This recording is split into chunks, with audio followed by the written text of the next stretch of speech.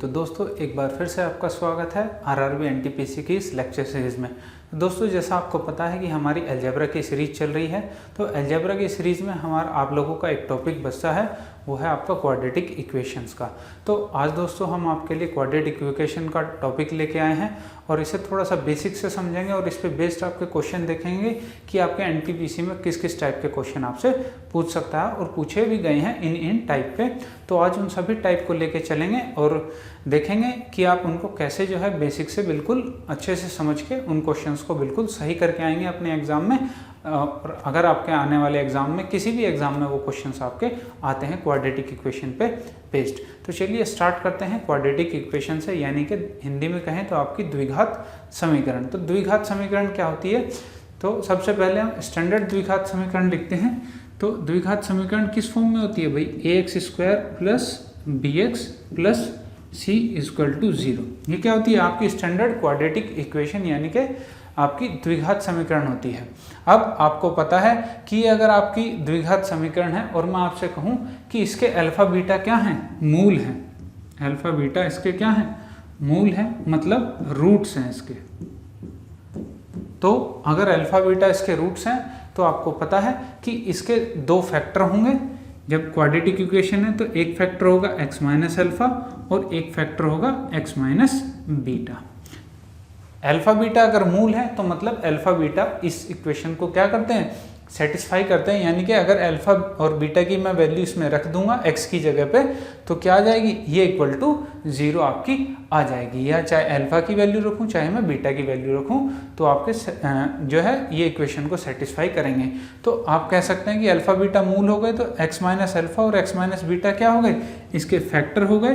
Factor का मतलब इसके गुणनखंड हो गए।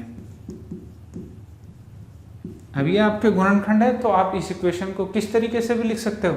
आप इस इक्वेशन को लिख सकते हो x माइनस अल्फा और x minus beta equal to 0। आपने दो फैक्टर के रूप में इस इक्वेशन को तोड़ के इस तरीके से लिख सकते हैं। अब आपको पता है अल्फा बीटा मूल है, तो यहाँ पे जो सम ऑफ रूट्स होता है यानी कि मूलों का योगफल, रूट्स का योगफल क्या होगा? अल्फा प्लस बीटा, मूलों का योगफल क्या हो जाएगा? अल्फा और बीटा आपको पता है कि ये होता है माइनस b/a, ठीक है। और आपसे कहा जाए मूलों का गुणनफल, मूलों का गुणनफल क्या होगा? अल्फा इंटू बीटा, ये क्या हो जाएगा? c/a।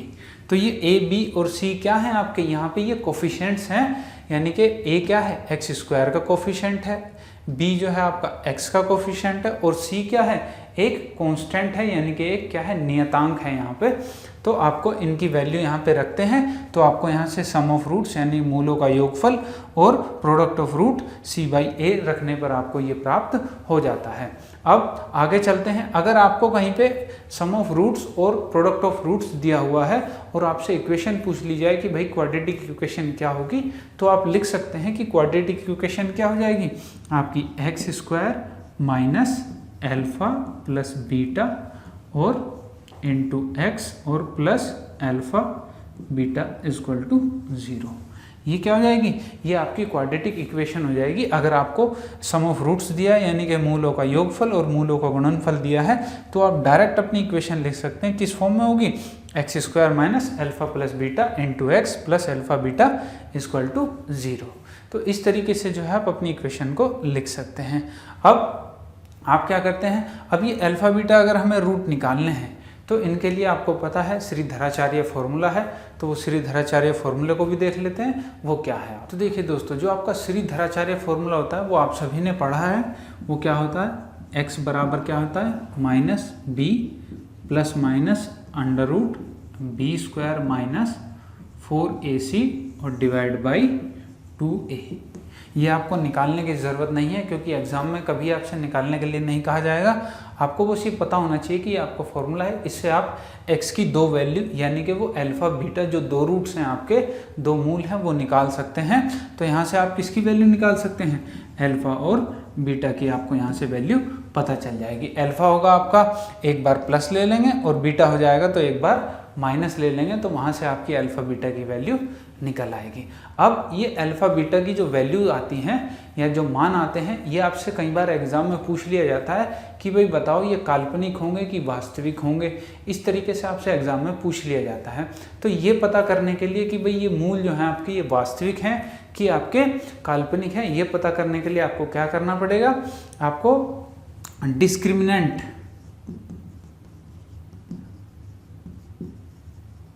या हिंदी में कहें विविक्तर जो d होता है, जिसकी वैल्यू होती है बी स्क्वायर माइनस 4ac, ये आपके डिपेंड करते हैं इस वैल्यू पे कि आपके जो अल्फ़ा बीटा की वैल्यू आएंगी या अल्फ़ा बीटा का जो मान आएगा कि वो आपका वास्तविक आएगा या रियल या आपका इमेजिनरी और काल्पनिक आएगा। तो इस तरीके से जो है आप इस पर डिपेंड करते हैं। तो चलिए देखते हैं कि आपके मूल वास्तविक कब होंगे और आपके मूल जो है आपके काल्पनिक कब होंगे। तो देखिए दोस्तों, जब डिस्क्रिमिनेंट की वैल्यू 0 हो जाती है या 0 से ज़्यादा हो जाती है या 0 से कम हो जाती है, तब आपके डिपेंड करते हैं कि मूल कैसे होंगे, काल्पनिक होंगे, वास्तविक होंगे या आपके समान होंगे। अब देखिए हम स्टार्ट करते हैं। सबसे पहले d की वैल्यू लिख लेते हैं हम, क्या होती है बी स्क्वायर माइनस 4ac, और साथ में हम यहाँ पे अपना धराचार्य फॉर्मूला भी लिखेंगे। क्या था, minus b plus minus under root b square minus 4ac divide by 2a। अब देखिए यहाँ पे जब d, ये क्या अंदर वैल्यू है, d की वैल्यू है जब ये लेस देन 0 होगी। पहली कंडीशन है आपकी, जब d की वैल्यू क्या हो, लेस देन 0 हो। लेस देन 0 का क्या मतलब है, जब ये निगेटिव वैल्यू आ जाए, यानी कि अंडर रूट के अंदर कैसी वैल्यू आ जाएगी, आपकी निगेटिव वैल्यू आ जाएगी। तो आप मुझे ये बताइए कि आप अंडर रूट माइनस 5 है तो क्या आप इसको निकाल सकते हैं? अंडर रूट माइनस 5 की आप कभी वैल्यू नहीं निकाल सकते, क्योंकि ये क्या हो जाती है, ये काल्पनिक वैल्यू हो जाती है आपकी, यानी कि काल्पनिक मान हो जाता है। तो आप कह सकते हैं कि जब भी d की वैल्यू या इस डिस्क्रिमिनेंट की वैल्यू 0 से कम होगी, तब हमारे मूल जो हैं या रूट्स जो हैं हमारे, वो क्या होंगे, वो काल्पनिक होंगे। काल्पनिक का मतलब इमेजिनरी। इमेजिनरी कैसे रूट्स होते हैं, आपको मैं पढ़ा चुका हूँ कि a plus minus iota under root b की फॉर्म में जो है आपके क्या होंगे, वो आपके काल्पनिक रूट्स होते हैं जिनका मान काल्पनिक होता है। तो ये इस फॉर्म में अगर आता है आपका, तो वो क्या होंगे, इमेजिनरी होंगे, या d की वैल्यू जो है 0 से कम हो जाएगी तो माइनस हो जाएंगे, क्योंकि आपको पता है -1 बराबर क्या होता है, आइटा स्क्वायर बराबर -1 होता है। आइटा स्क्वायर बराबर -1 होता है। तो यहाँ -1 में से आइटा बाहर आ जाता है, तो ये आपकी वैल्यू क्या हो जाती है, काल्पनिक हो जाती है। अब दूसरी बात करते हैं, दूसरे पॉइंट पे चलते हैं, और दूसरे पॉइंट पे चलते हैं जब आपकी d की वैल्यू क्या हो जाएगी, 0 हो जाएगी। d की वैल्यू क्या होगी, 0 के बराबर होगी। अब जब d की वैल्यू आप 0 कर देंगे, यानी कि ये वाला पार्ट क्या कर रहे हैं आप, ये वाला पार्ट 0 कर दिया आपने। अब यहाँ से आपके पास बचेगा क्या, आपके पास सिर्फ यही तो वैल्यू बचेगी -b/2a। बाकी का तो पार्ट आपने 0 कर दिया। तो यहाँ से क्या मिला, x की वैल्यू -b/2a मिल गई। और आपको पता है ये द्विघात समीकरण है, यानी कि क्वाड्रेटिक इक्वेशन है, इसके दो रूट होंगे, तो दोनों कैसे होंगे, दोनों के दोनों सेम टू सेम यही होंगे। तो जब भी आपकी d की वैल्यू 0 के बराबर आ जाएगी, तो आपके रूट्स कैसे हो जाएंगे, आपके मूल समान हो जाएंगे। तो मैं यहाँ लिख सकता हूँ, यहाँ क्या हो जाएंगे, मूल समान यानी कि इक्वल होंगे। ठीक है, अब बात कर लेते हैं तीसरे पार्ट की। तीसरे पार्ट में आपको पता है कि जब d की वैल्यू क्या होगी, ग्रेटर देन 0 हो जाएगी, यानी कि 0 से बड़ी होगी, यानी कि ये जो आपका अंदर वाला पार्ट है ये 0 से बड़ा हो जाएगा। जब ये 0 से बड़ा होगा तो इसका मतलब है कुछ ना कुछ वैल्यू आएगी आपके पास, और पॉजिटिव में वैल्यू आएगी आपके पास अंडर रूट के अंदर। तो यहाँ से आपके मूल कैसे निकलेंगे, यहाँ से आपके मूल वास्तविक निकलेंगे। तो यहाँ से मूल कैसे आ जाएंगे, यहाँ से मूल आएंगे आपके वास्तविक। वास्तविक मतलब आपके रियल रूट्स आएंगे।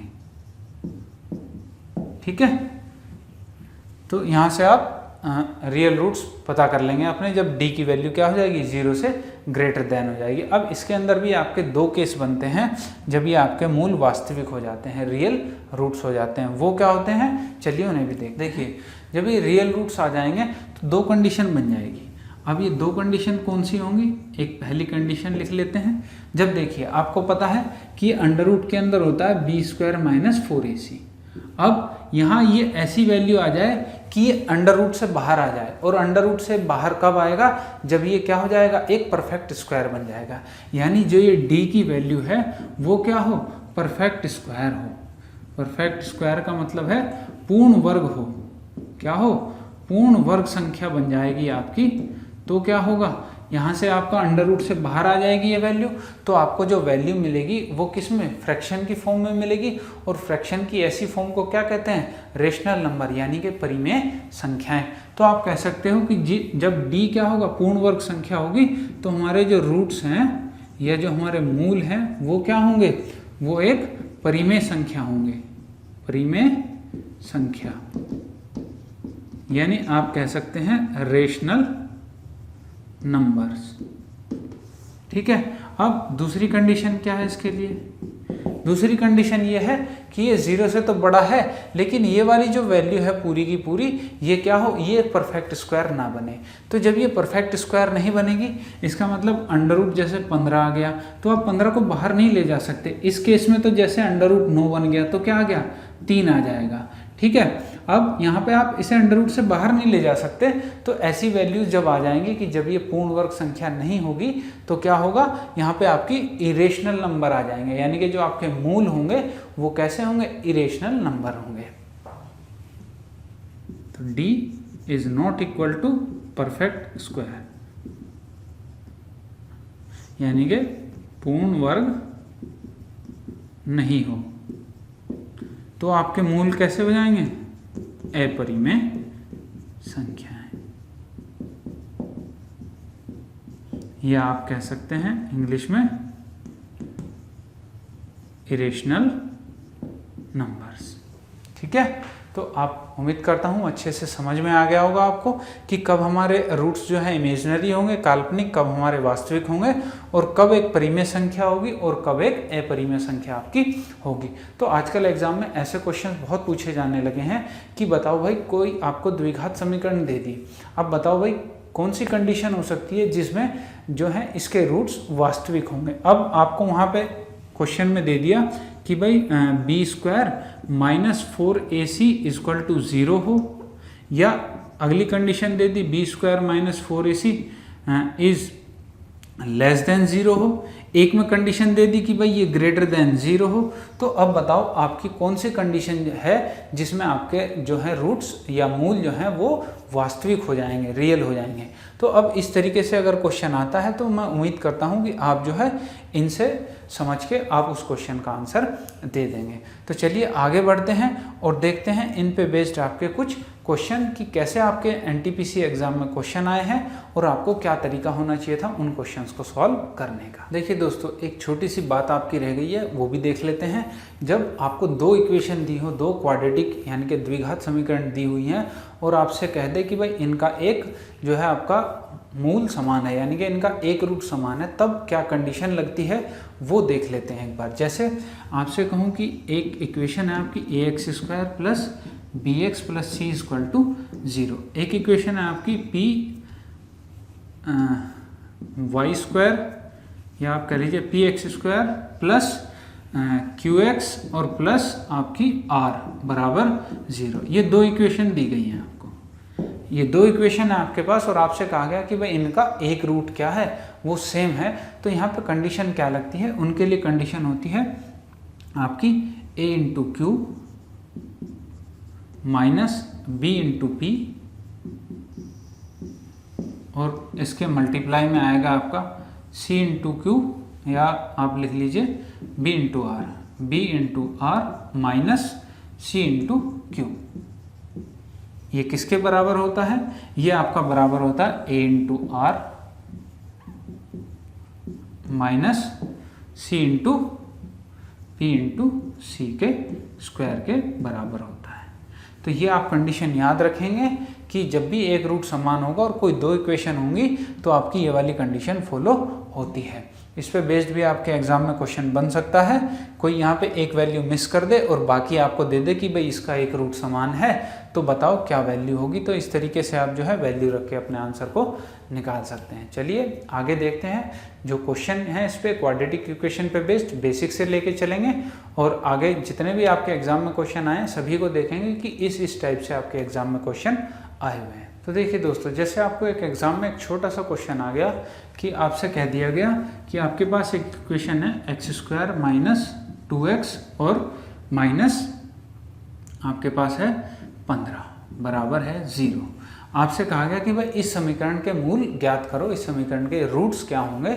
तो आपको पता है, या तो आप इसमें अपना धराचार्य फॉर्मूला लगा सकते हैं, या फिर आप सबसे पहला काम क्या करेंगे, सबसे पहले आप इसके फैक्टर देखेंगे, इसके ऐसे फैक्टर देखेंगे जिनका क्या हो, जिनका अंतर मेरा किसके बराबर हो, इस 2 के बराबर हो। तो आप कह सकते हैं फैक्टर कर सकता हूँ भाई मैं इसके क्या करूँगा फैक्टर, इसके फैक्टर हो जाएंगे 5 गुणा 3। आपको पता है ये ऐसे फैक्टर बनेंगे 5 माइनस 3 करके मुझे 2 यहाँ से मिल जाएगा। तो आप इसे कैसे लिख सकते हैं फैक्टर करके इस इक्वेशन के, तो आपके हो जाएंगे x² माइनस 2x को क्या लिख सकते हैं आप 5 माइनस 3 और यहाँ पे x और माइनस 15 बराबर 0। तो यहाँ से आ जाएगा आपका x² माइनस 5 और इसके साथ x, फिर माइनस से माइनस प्लस 3x और माइनस 15 बराबर 0। यहाँ से आप x कॉमन लेंगे तो x माइनस 5 और यहाँ से 3 कॉमन लेंगे तो यहाँ से x माइनस 5 बराबर 0। इन दोनों में से x माइनस 5 कॉमन आएगा तो आपका x प्लस 3 बचेगा, तो ये हो गया 0। और यहाँ से x की वैल्यू क्या आ गई 5 और माइनस 3, क्योंकि ये भी 0 है और ये भी 0 है तो यहाँ से x की वैल्यू क्या आ जाएगी x माइनस 5 इक्वल टू 0 तो x बराबर 5 और x प्लस 3 बराबर 0 तो x बराबर माइनस 3। यहाँ से ये वैल्यू आ गई आपके पास x की। तो इस तरीके से आपसे एग्जाम में मूल पूछ लेता है कई बार कि भाई बताओ इनके मूल क्या होंगे। ऐसे ही अगर आपसे एक और क्वेश्चन दे दे जिसमें सिंपल सा आपसे पूछ ले कि भाई बताओ 6x² minus x minus 2 equal to 0, इसके मूल बताओ क्या होंगे। तो आपको पता है कि आप इसका और इसका मल्टीप्लाई करते हैं। यहाँ पे तो आपका जो x² का कोफिशिएंट था वो क्या था 1, तो 15 एकम 15 करोगे तो 15 ही रहेगा, इसलिए हमने यहाँ पे डायरेक्ट 15 के फैक्टर कर लिए। अब यहाँ पे आपकी एक जो कोफिशिएंट हुआ करता था उसकी जगह क्या आ गया है 6 आ गया है। तो अब आप क्या करेंगे 6 दूनी 12। अब आपको 12 के ऐसे फैक्टर करने हैं जिनका ये वाला साइन देखना है आपको, जिनका अंतर, ये साइन अगर प्लस होता तो जोड़ हो जाता, तो यहाँ पे माइनस है, तो जिनका अंतर किसके बराबर हो, यहाँ पे इसका कोफिशिएंट कितना है 1 है। तो आप कहेंगे आप कर सकते हैं 4 तिया 12, अगर इनका अंतर देखते हैं तो कितना आएगा 1 आएगा। तो आप इसलिए इसे किस फॉर्म में लिख सकते हैं भाई 6x² माइनस 1 को आपने क्या लिख दिया 4 minus 3 into x minus 2 equal to 0। भाई बिल्कुल बेसिक इसलिए बता रहा हूँ कि बहुत सारे स्टूडेंट ऐसे भी हैं जिन्हें बेसिक के बारे में नहीं पता है कि किस तरीके से सॉल्व करना चाहिए, या जिन्होंने अभी तैयारी स्टार्ट की है, जो एडवांस लेवल पे हैं उनके लिए नहीं, बिल्कुल भाई बेसिक सभी के लिए है कि उनको बेसिक के बारे में जानकारी होनी चाहिए। आप लोगों का रिविज़न हो जाएगा और उनकी तैयारी हो जाएगी। तो यहाँ पे हो जाएगा आपका 6x² माइनस 4x और minus minus plus 3x minus 2 बराबर 0। तो यहाँ से आप क्या कॉमन लेंगे, यहाँ से आप लेंगे 2 कॉमन, तो 2x, तो कितना हो जाएगा 3x माइनस 2 और यहाँ से आप 1 कॉमन लेंगे तो 3x माइनस 2 बराबर 0। तो 3x माइनस 2 दोनों में से कॉमन आ रहा है, इसको कॉमन लिया आपने, यहाँ पे आ गया आपका 2x प्लस 1 बराबर 0। अब ये भी 0 के बराबर है तो यहाँ से क्या वैल्यू आ जाएगी आपकी 3x माइनस 2 बराबर 0। तो x बराबर क्या आ जाएगा 2 इधर जाएगा तो 2 और 3 अपॉन में आ जाएगा 2/3। ऐसे ही यहाँ पे आपका क्या आएगा -1 इधर आएगा और 2 उसके नीचे आ जाएगा तो -1/2।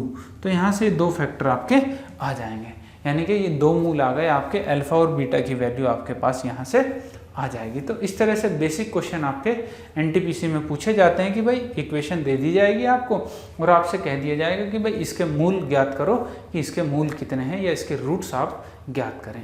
तो इस तरीके से बेसिक क्वेश्चन आपसे पूछे जाते हैं। चलिए आगे देखते हैं और किस तरह के क्वेश्चन आपसे एग्जाम में पूछे जाते हैं। तो देखिए दोस्तों, ये रहा आपका नेक्स्ट क्वेश्चन आपके स्क्रीन पे। आपसे किस तरीके से पूछा जाता है, तो देखिए आपको क्या दिया हुआ क्वेश्चन में कि यदि x² माइनस 8x प्लस 6 बराबर 0 है और दिया है आपको अल्फा बीटा इस समीकरण के मूल हैं, तो आपको अल्फा माइनस बीटा का मान क्या करना है, ज्ञात करना है। तो अब यहाँ से अल्फा बीटा इसके मूल दे दिए गए और अल्फा माइनस बीटा का आपको मान ज्ञात करना होगा। तो क्या तरीका होना चाहिए आपका करने का, आप सबसे पहले समीकरण लिखेंगे अपनी minus 8x plus 6 equal to 0। या तो आप पहले इसके रूट निकालेंगे अल्फा और बीटा, जो बेसिक तरीका आपका कहता है। तो यहाँ से अल्फा बीटा अगर आप निकालेंगे तो आपको काफ़ी टाइम लगेगा निकालने में, क्योंकि आपको पता है यहाँ 6 के ऐसे फैक्टर नहीं कर सकते जिनका सम क्या आ जाए, 8 आ जाए। ठीक है, तो आप यहाँ से फैक्टर क्या करेंगे, आप अंडर रूट की फॉर्म में निकालेंगे, तो वहाँ से जो है आपको काफ़ी टाइम लगेगा। आपको निकालना क्या है, अल्फा माइनस बीटा की वैल्यू निकालनी है, क्या होगी। अब आपको पता है कि आपकी जो समीकरण होती है वो किस फॉर्म में होती है, x² minus alpha plus beta और plus alpha beta equal to 0। यानी कि ये जो होता है आपका क्या होता है, मूलों का योग होता है और ये आपका मूलों का गुणनफल होता है। तो आप कह सकते हैं कि यहाँ से अल्फा प्लस बीटा की वैल्यू कितनी है मेरे पास, 8 है, और अल्फा इंटू बीटा की वैल्यू कितनी है मेरे पास, 6 है। जब ये चीज़ आपको यहाँ से पता लग गई कि अल्फा प्लस बीटा और अल्फा बीटा की वैल्यू क्या है, तो आप अल्फा माइनस बीटा की वैल्यू बड़े आसानी से बता सकते हैं। वो कैसे कि आपको पता है कि अल्फा माइनस बीटा का स्क्वायर क्या होता है। अगर मैं इसे लिखूं तो आप इसे ऐसे लिख सकते हैं, अल्फा प्लस बीटा का होल स्क्वायर और साथ में माइनस 4 अल्फा बीटा।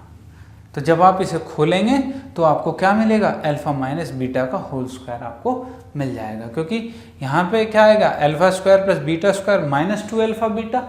अब जब आप इसे खोलेंगे तो यहाँ पे प्लस 2 अल्फा बीटा होगा, तो इसमें से घट के क्या बचेगा, माइनस का 2 अल्फा बीटा।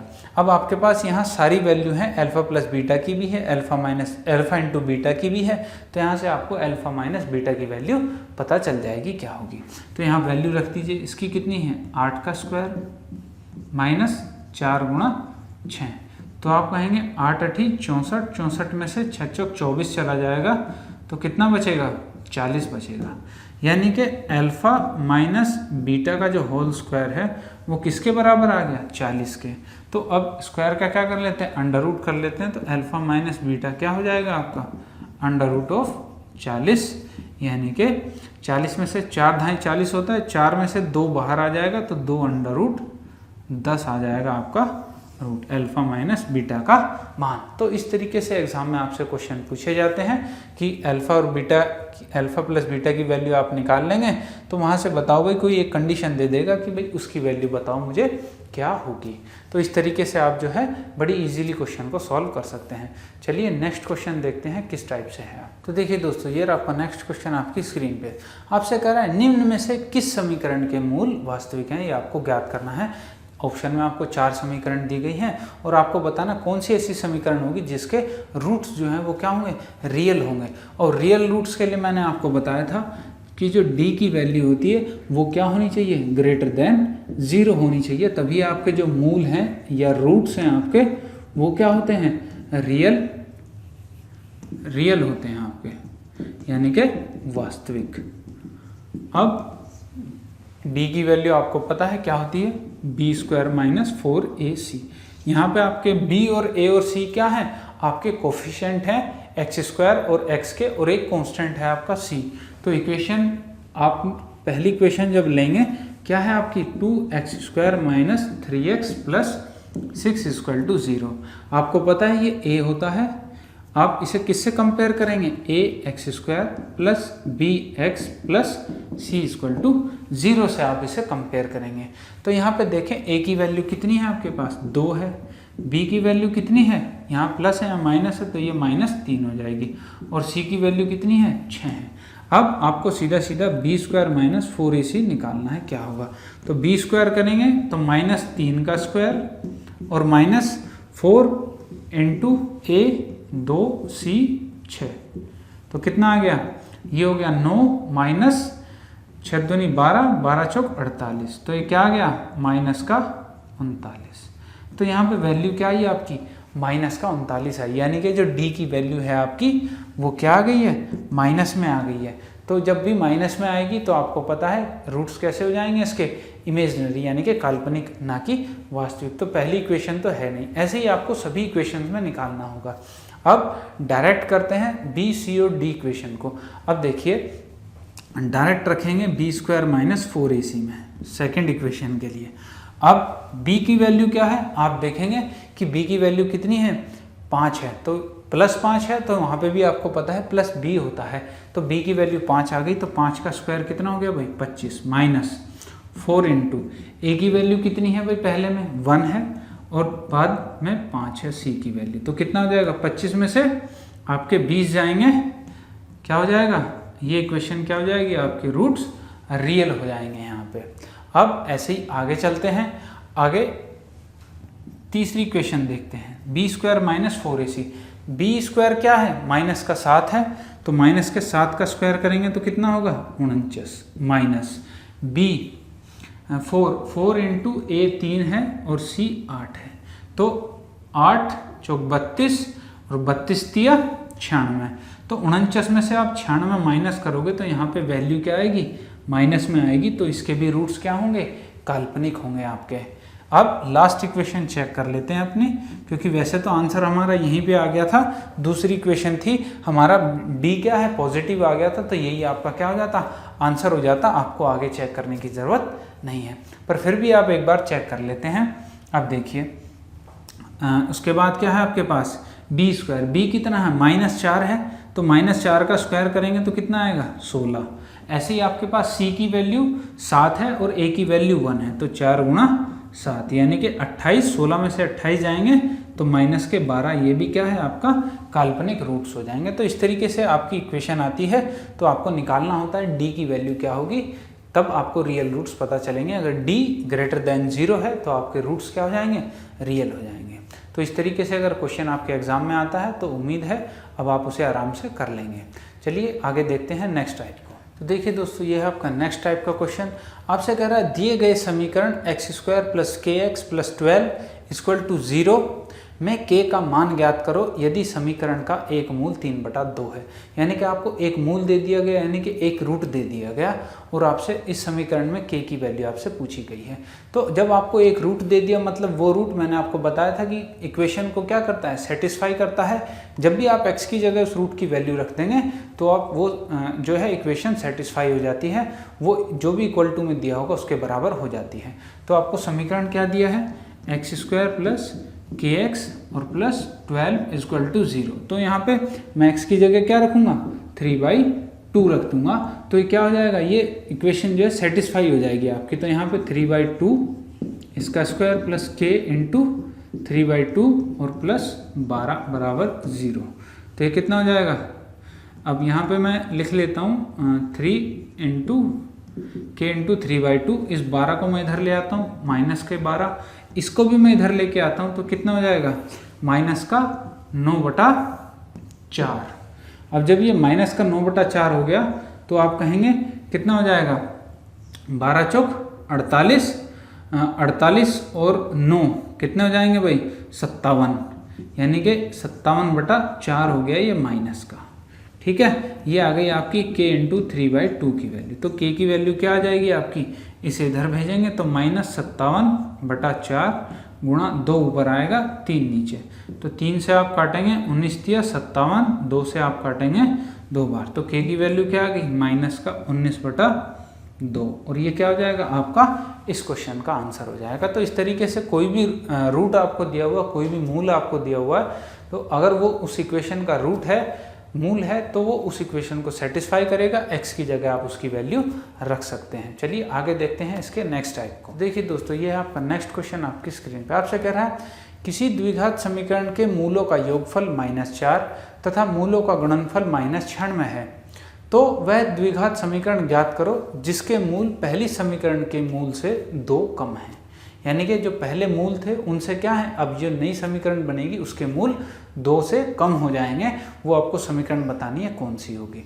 अब देखिए आपको गिवन क्या क्या है इक्वेशन में, आपको अल्फा प्लस बीटा मूलों का योगफल गिवन है कितना है -4, और साथ में अल्फा इंटू बीटा भी गिवन है कितना है -96।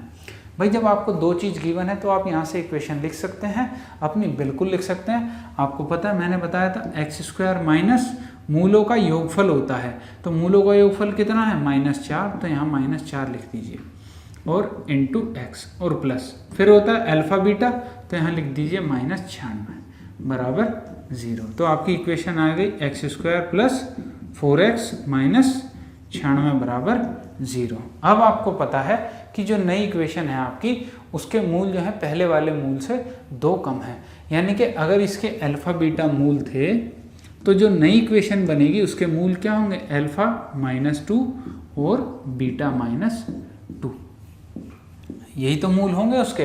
अब जब ये मूल होंगे तो आपको पता है अब आपको क्या रखना है कि अल्फा, जो आप पहली वाली समीकरण के 2 फैक्टर होते थे, एक x माइनस अल्फा और एक x माइनस बीटा, ये 2 फैक्टर होंगे पहली वाली समीकरण के। तो वहाँ पे आपने x की जगह क्या होता था, ये भी 0 के बराबर, ये भी 0 के बराबर, तो x की जगह अल्फा लिख सकते थे और यहाँ पे x की जगह बीटा लिख सकते थे। अब आपके क्या हो गए हैं, अब ये जो रूट्स हैं आपके 2 कम हो गए, तो माइनस अल्फा की जगह क्या हो गया, अल्फा -2 हो गया है, और बीटा की जगह बीटा -2 हो गया है। ठीक है, ये चीज़ आपको समझनी है कि ये वाली वैल्यू क्या करनी है, आपको वहाँ पे पुट करनी है। तो मतलब यहाँ से आप क्या करेंगे, अगर मैं इसे माइनस को खोल दूँ तो ये क्या हो जाएगा, x + 2 और माइनस अल्फा, और यहाँ पे x + 2 और माइनस बीटा बराबर 0।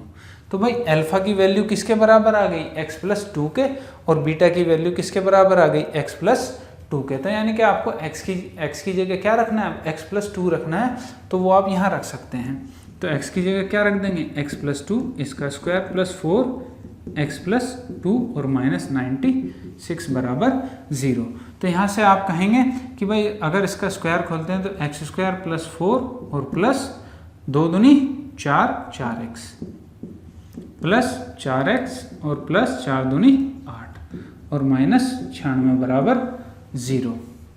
अब यहाँ से क्या आ जाएगा, x² और 4 और 4 8x और प्लस का 4 और प्लस का 8, कितना हो जाएगा भाई, प्लस का 12 और ये माइनस का 96, तो कितना बचेगा, माइनस का 84 बराबर 0। तो ये आपकी इक्वेशन हो जाएगी जिसके रूट क्या होंगे, पहली इक्वेशन के मुकाबले 2 कम हो जाएंगे आपके रूट। तो इस तरीके से जो है आप जो है कम या ज़्यादा वाले अपने जो रूट्स हैं उनको निकाल सकते हैं। अगर ज़्यादा कहता तो यहाँ पे अल्फा + 2 हो जाता, तो फिर हम x की जगह क्या रख लेते, x - 2 रख लेते, तब आपका इक्वेशन जो है आपकी आ जाती, जिसके रूट पहली इक्वेशन के रूट से कितने 2 ज़्यादा हो जाते।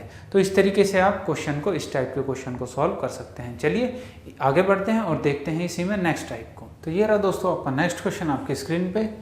आपसे कह रहा है नीचे दी गई द्विघात समीकरणों 1 व 2 को हल करें तथा नीचे दिए गए विकल्पों में से x तथा y के बीच सही संबंध को चुनें। अब संबंध क्या क्या है, आपका विकल्प देखें तो x is less than y, x is less than equal to y और x is greater than equal to y और आपका x is greater than y।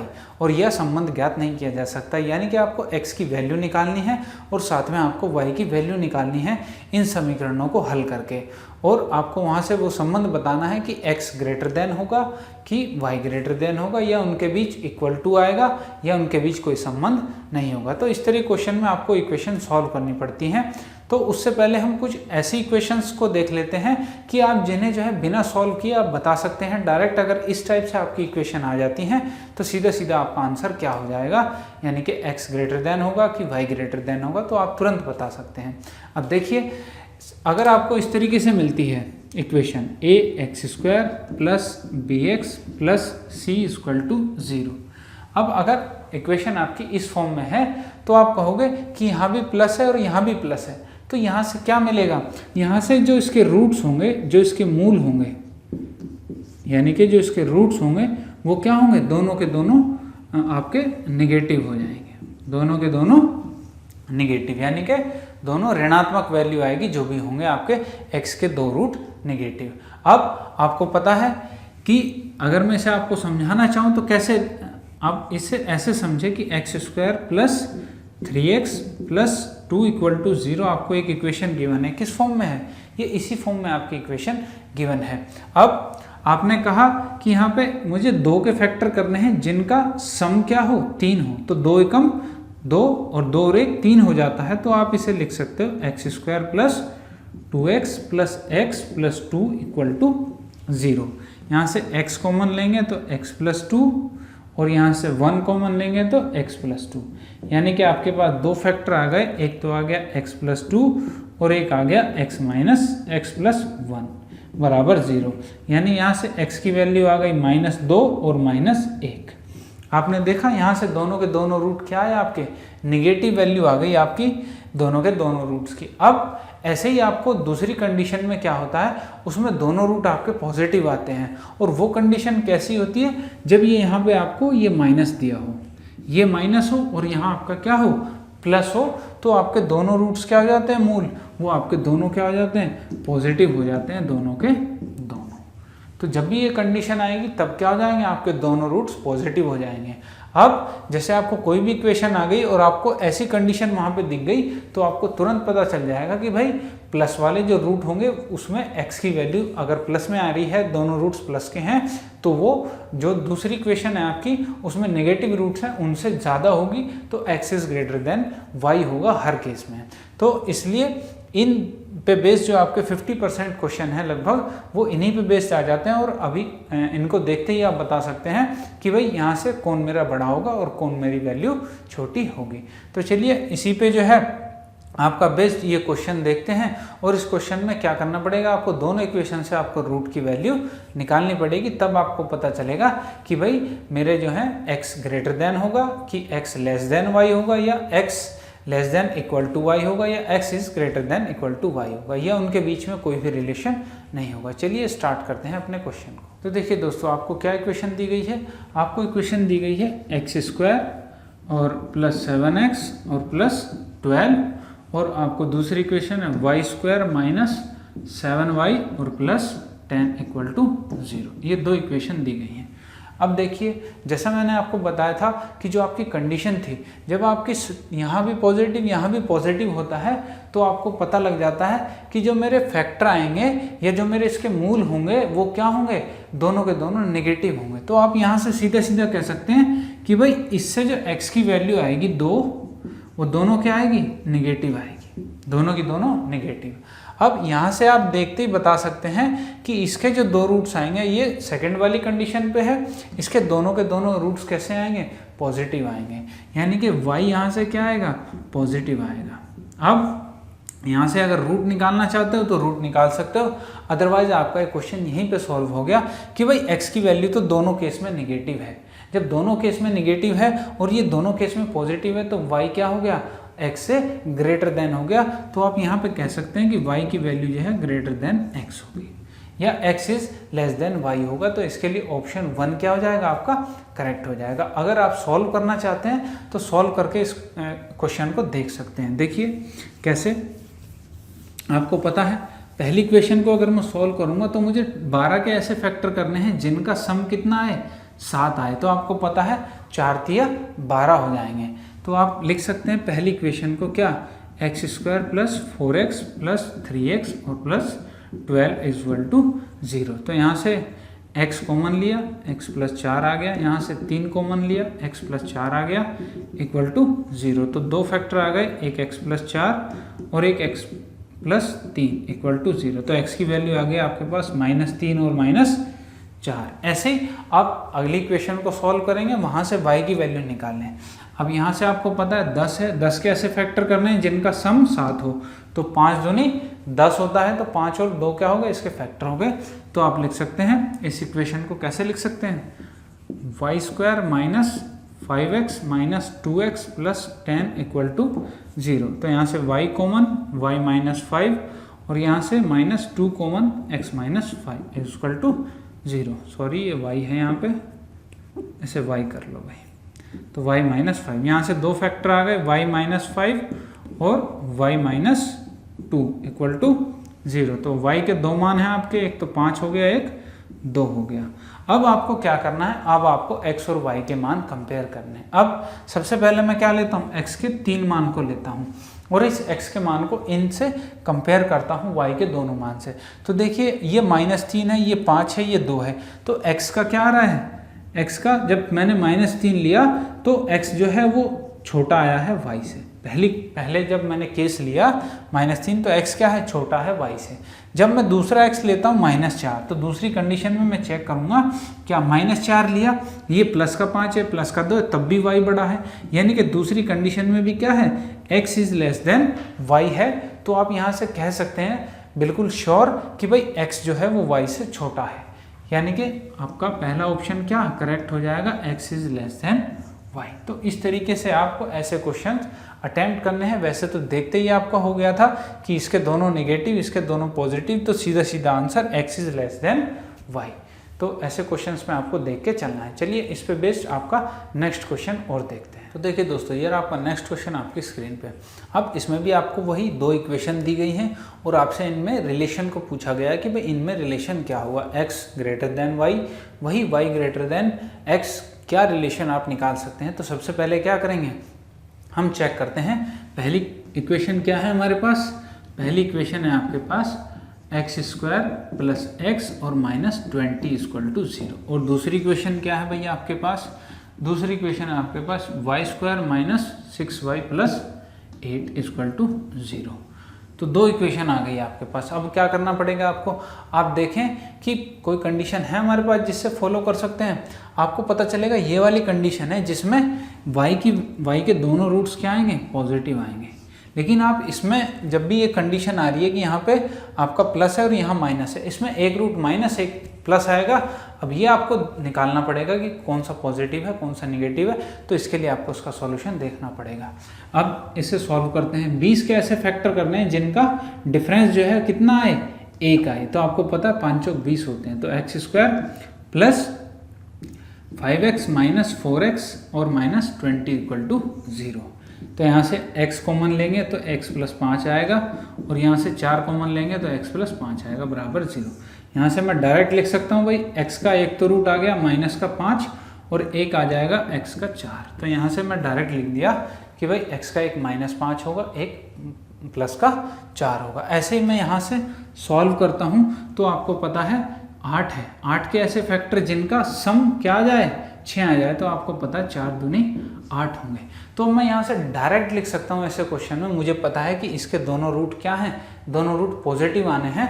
तो यहाँ से y की वैल्यू मैं डायरेक्ट लिख सकता हूँ भाई, एक तो 2 होगी और एक क्या होगी, 4 होगी। दोनों के दोनों क्या हो जाएंगे, यहाँ से पॉजिटिव हो जाएंगे। अब मैं क्या करता हूँ, कंपेयर करता हूँ।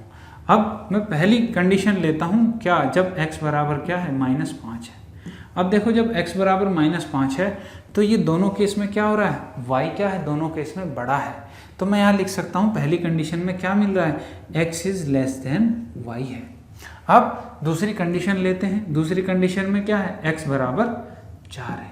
दूसरी कंडीशन क्या है, x बराबर 4 है।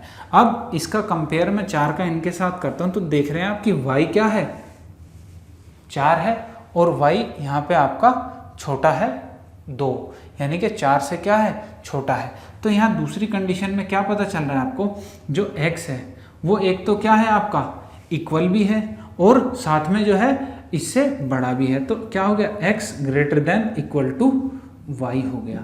अब आप ये बताइए, एक केस में तो x जो है वो छोटा है, एक केस में ग्रेटर देन और इक्वल टू है। तो ये बताइए ये कैसे पॉसिबल हो सकता है कि एक जगह x बड़ा हो और एक जगह x क्या हो जाए, छोटा हो जाए। तो आप कह सकते हैं कि इसमें हम संबंध ज्ञात नहीं कर सकते। तो आपका ऑप्शन नंबर क्या हो जाएगा, 5 करेक्ट हो जाएगा कि भाई इसमें जो है हम x y के बीच में संबंध ज्ञात नहीं कर सकते। तो इस तरीके से आपको सॉल्यूशन करके देखना पड़ेगा क्वेश्चंस का। चलिए आगे बढ़ते हैं, देखते हैं इसी के नेक्स्ट क्वेश्चन को। तो देखिए दोस्तों, ये रहा आपका नेक्स्ट क्वेश्चन आपकी स्क्रीन पे। आपसे कह रहा है वही सेम क्वेश्चन है, उसी पे बेस्ड आपकी 2 इक्वेशन दी गई हैं और दोनों में x y का कंपैरिजन आपको करना है।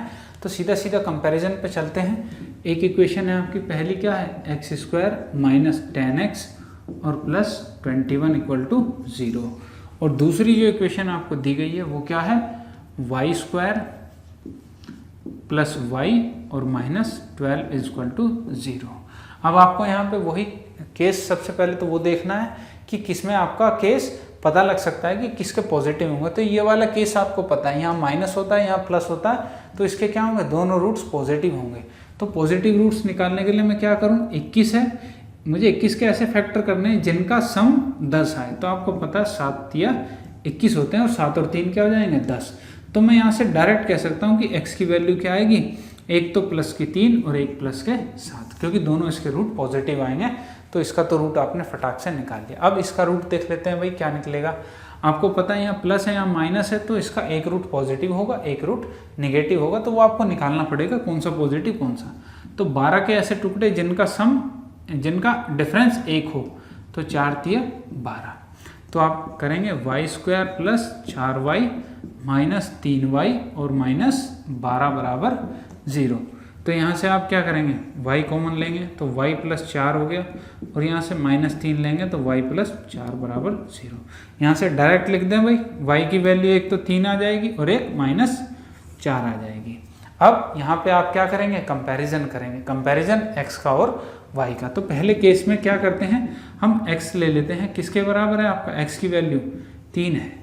तो अब यहाँ से हम इस 3 का कंपैरिजन इनके साथ करते हैं। तो देखेंगे पहले केस में y 3 है और माइनस 4 है, यानी कि x या तो बराबर आ रहा है या x y से बड़ा है पहले केस में। तो पहले केस में मैं लिख सकता हूँ x is greater than equal to y है। अब दूसरा केस देखते हैं, दूसरे केस में क्या है आपका, x क्या है, x बराबर है आपका 7। अब 7 का कंपैरिजन करते हैं। देखिए y 3 है यहाँ पे और वो 7 है, यानी कि x क्या है यहाँ पे बड़ा है, और माइनस 4 है और वो 7 है, तो भी क्या है, x बड़ा है। तो दूसरे केस में मैं कह सकता हूँ कि x is greater than y है। तो अब आप यहाँ से इन दोनों केस से देखें कि यहाँ पे x ग्रेटर देन y है और यहाँ पे भी x ग्रेटर देन y है और यहाँ पे साथ में इक्वल भी है। तो आप यहाँ से कह सकते हैं कि जो x की वैल्यू होगी वो क्या होगी, greater than equal to y हो जाएगी, और ये आपका आंसर हो जाएगा इस क्वेश्चन का। तो इस तरीके से आपको कंपैरिजन करना होता है क्वेश्चंस का, और आप इजीली अपने क्वेश्चन को सॉल्व कर सकते हैं अगर आपके एग्जाम में इस टाइप से क्वेश्चन आता है। चलिए इस पे एक और क्वेश्चन देख लेते हैं, फिर अपने नेक्स्ट टाइप पे चलेंगे। तो देखिए दोस्तों, ये है आपका नेक्स्ट क्वेश्चन आपकी स्क्रीन पे, सेम वही है आपका, बस इसमें आपकी 2 इक्वेशन है। दोनों इक्वेशन मैं लिख लेता हूँ क्या है, वही आपको दोनों के बीच में कंपेरिजन करना है, x और y के बीच में। तो पहली इक्वेशन क्या है आपकी, एक्स स्क्वायर प्लस 10x और प्लस 24 बराबर 0 है। और दूसरी जो इक्वेशन है आपकी वो क्या है, वाई स्क्वायर माइनस वाई और माइनस 6 इक्वल टू 0 है। अब देखिए यहाँ पे आपको इसे तो दिखते ही पता चल जाएगा कि दोनों क्या है, प्लस हैं। तो दोनों की दोनों जो हमारे रूट्स आएंगे वो क्या आएंगे, नेगेटिव आएंगे। तो यहाँ से मैं डायरेक्ट लिख सकता हूँ कि भाई 24 के ऐसे फैक्टर करने हैं जिनका सम क्या है, 10 आए। तो आपको पता है 6 चौक 24 होंगे, तो इसके तो फैक्टर आप तुरंत बता दोगे, एक -4 एक -6, क्योंकि दोनों क्या आने हैं, निगेटिव फैक्टर आने हैं दोनों के दोनों। आपने तुरंत जो है बिना कुछ देर किए आपने तुरंत रूट इसके बता दिए। अब इसमें क्या है, दोनों के दोनों आपके क्या आ गए हैं, माइनस आ गए हैं। अब यहाँ पे आपको निकालना पड़ेगा कि रूट्स कैसे होंगे। अब देखिए 6 के ऐसे टुकड़े कीजिए जिनका डिफरेंस क्या हो, 1 हो। तो आपको पता है 3 दूनी 6 है, तो वाई स्क्वायर माइनस क्या आ जाएगा, 3y और प्लस 2y और माइनस 6 बराबर 0, क्योंकि यहाँ माइनस y आना है आपका, इसलिए 3 बड़ा रहेगा। तो y कॉमन लेंगे तो यहाँ आ जाएगा y माइनस 3, और यहाँ प्लस 2 कॉमन लेंगे तो y माइनस 3 आ जाएगा इक्वल टू 0।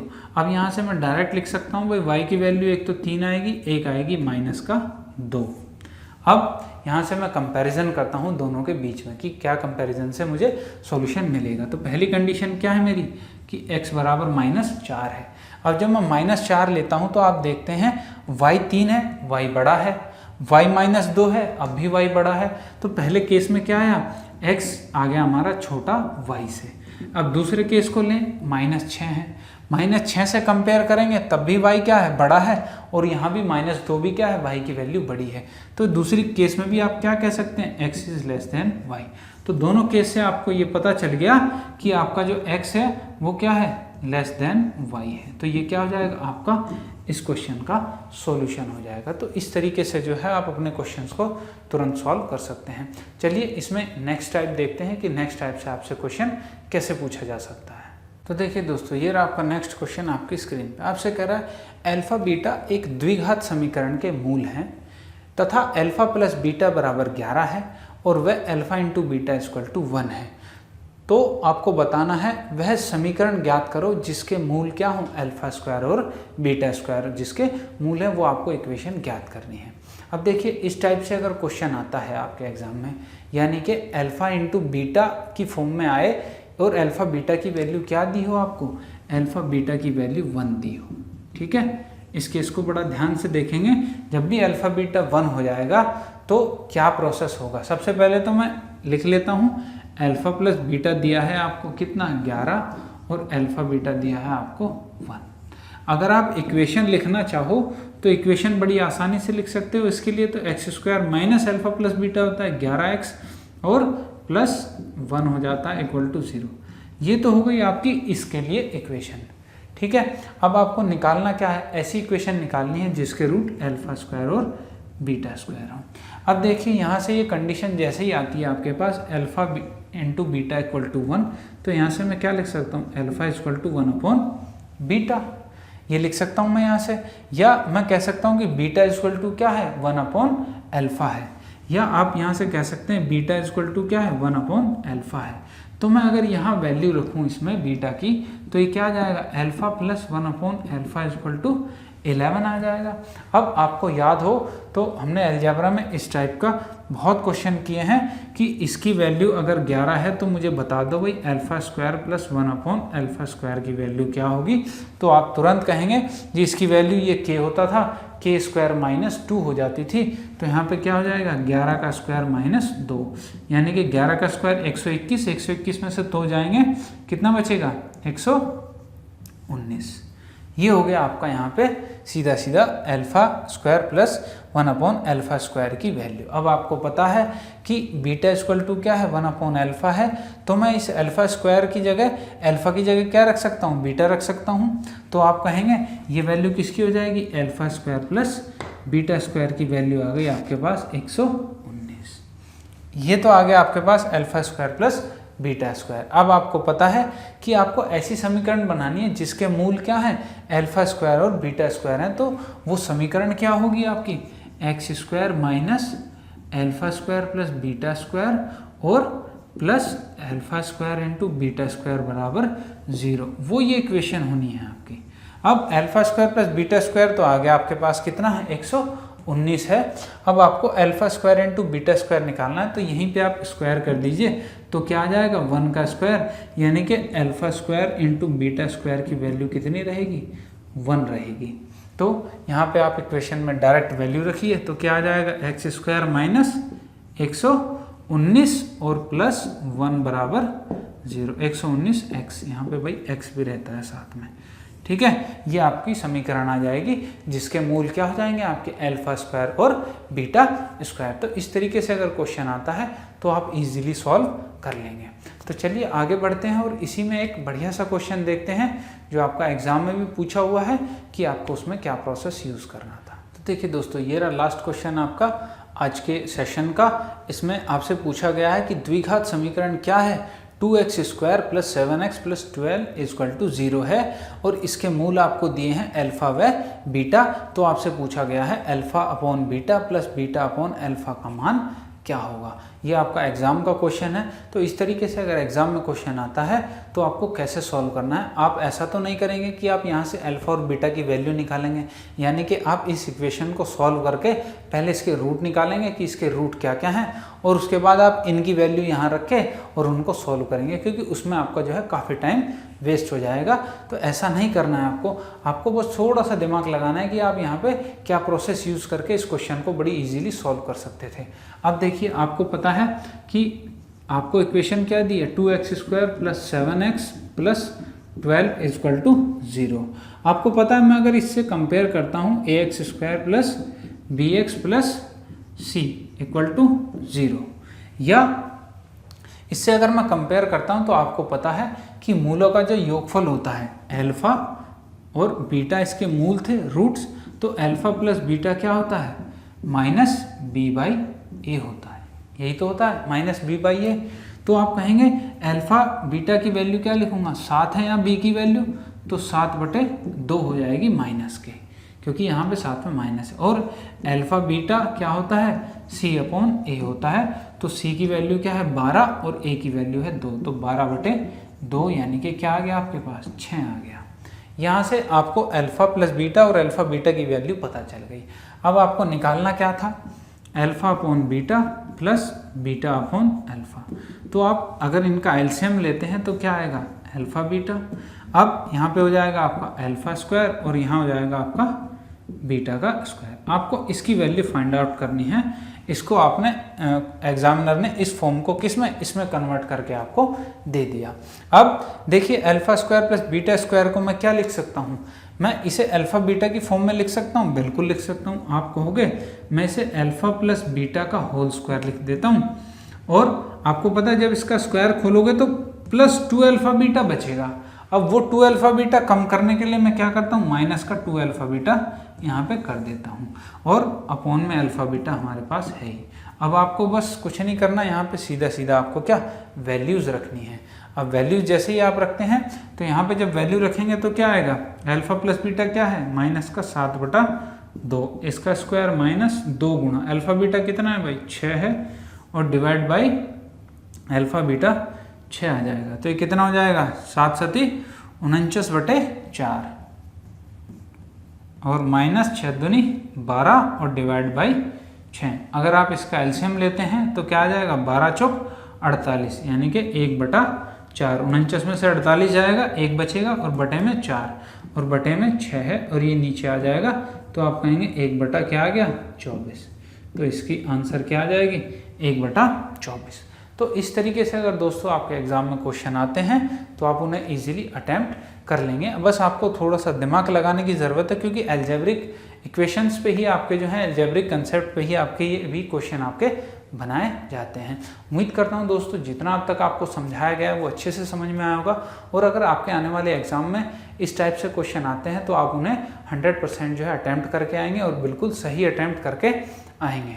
तो दोस्तों अगर ये वीडियो आपको पसंद आया तो इस वीडियो को लाइक करें और ज़्यादा से ज़्यादा अपने दोस्तों में शेयर करें, और अगर आपने अब तक हमारे चैनल को सब्सक्राइब नहीं किया है तो इसे सब्सक्राइब करें और साथ ही बेल आइकन को दबाएं, जिससे आपको आगे आने वाली सीरीज़ के बारे में पता लगता रहे, आगे आने वाली अपडेट के बारे में पता लगता रहे कि कब क्या अपडेट आने वाली है। तो चलिए दोस्तों मिलते हैं अपनी अगली सीरीज़ में और देखते हैं आगे आपके लिए कौन सा टॉपिक लेके आएंगे। थैंक यू दोस्तों।